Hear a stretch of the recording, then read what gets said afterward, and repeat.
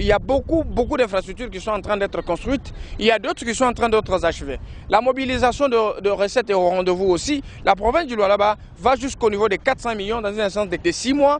Alors, le secteur artisanal minier nous donne 6 millions dans moins de 2 mois, ce qui est une avancée très significative. Autant de progrès enregistrés dans la province du Lualaba sous la gestion de la vice-gouverneure Fifi Masuka Saini dans seulement 6 mois qu'elle assure l'intérim dans cette province. Au-delà de la cohésion nationale retrouvée dans cette partie du Grand Katanga en RDC, la nouvelle génération pour le changement note par ailleurs l'exploit réalisé dans la mobilisation des recettes, près de 400 millions de dollars américains. On fait l'intérim, mais on mobilise au-delà de 400 millions de dollars dans moins de 6 mois.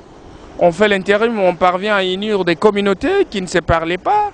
On fait l'intérim, mais on parvient à vendre la vision chef de l'État dans une province où sa légitimité était évaluée à 19%. Fruit d'une gestion rigoureuse, teintée d'abnégation, d'un leadership féminin compétent, pour qui la NGC plaide pour sa protection, mieux sa promotion. Un leadership qui est fondé sur un patriotisme très élevé. Les femmes peuvent mieux faire que les hommes.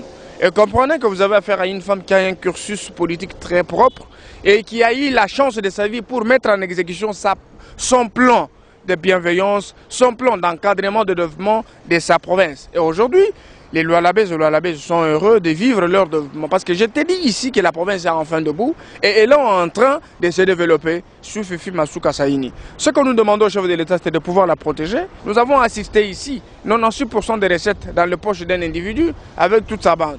Mais aujourd'hui, vous avez une femme qui sort de sa torpeur pour aider le chef de l'État à se tenir debout afin de permettre à son peuple de vivre son intérêt qui est son salut.